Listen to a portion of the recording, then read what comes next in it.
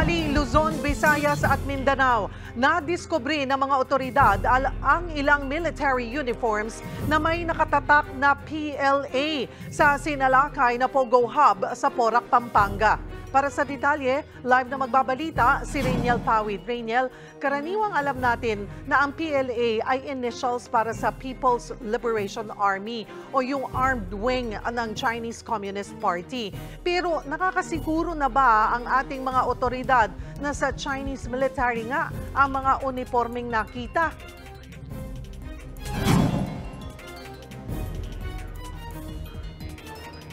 Cheryl, patuloy nga yung investigasyon ng CIDG at ng PAOK dyan sa nakitang military uniform na yan. Pero kanina, nakausap natin si PAOK Undersecretary Gilberto Cruz at kanyang sinabi na posibleng ang galing yan sa isang military guy o former military guy dito sa loob ng Pogo dahil inaakala nila o malaki yung tsansa na yung mga torture master dito sa loob ng Pogo Hub na ito ay may military background. Pero lahat ng yan ay under investigation pa sa ngayon, Cheryl. Pero doon sa nakitang mga senyales nitong si PAOK Undersecretary Gilbert Cruz, yung nahuli na Chinese national nung isang araw ay posibleng ay may military background din daw. Kaya hindi malabo na makakakita nga ng mga military uniform dito sa loob ng Pogo compound. Cheryl. Paano natagpuan yung nasabing mga uniform? Ano raw kaya ang implikasyon nito?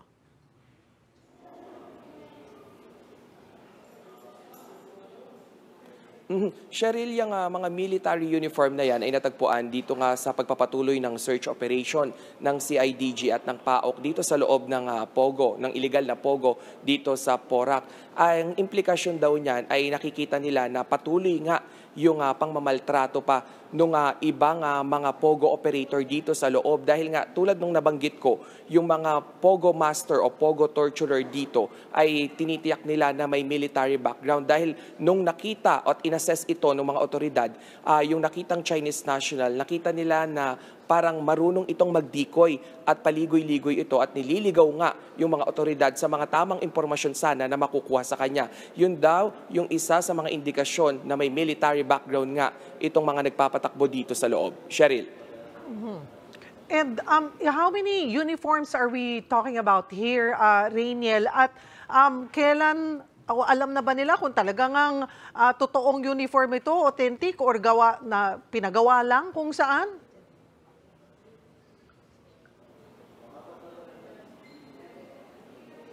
Cheryl, we've seen 3 to 4 sets of military uniform dito sa loob ng Pogo Hub na ito. Pero sa ngayon ay wala pang kumpirmasyon kung lihitimo ba talaga itong mga nakitang uniforme na ito.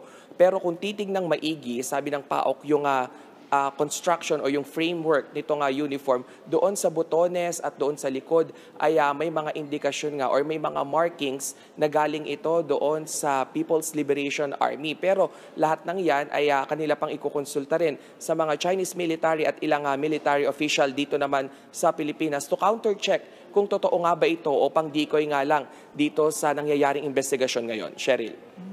May update na ba rin doon sa mga posibleng tinorture at pinatay na Pogo workers?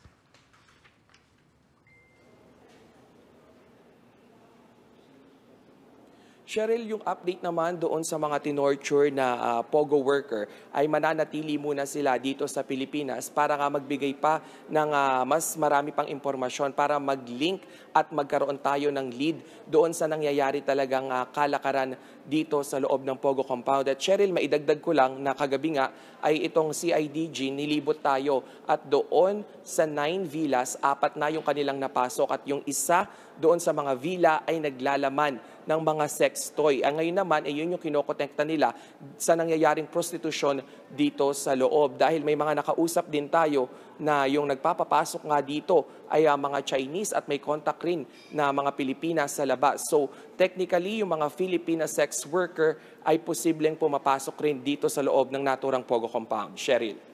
Sabi mo nga, mayroong siyam na villa at 4 pa lamang yung nahahalughog. So iyan ay magpapatuloy within the day.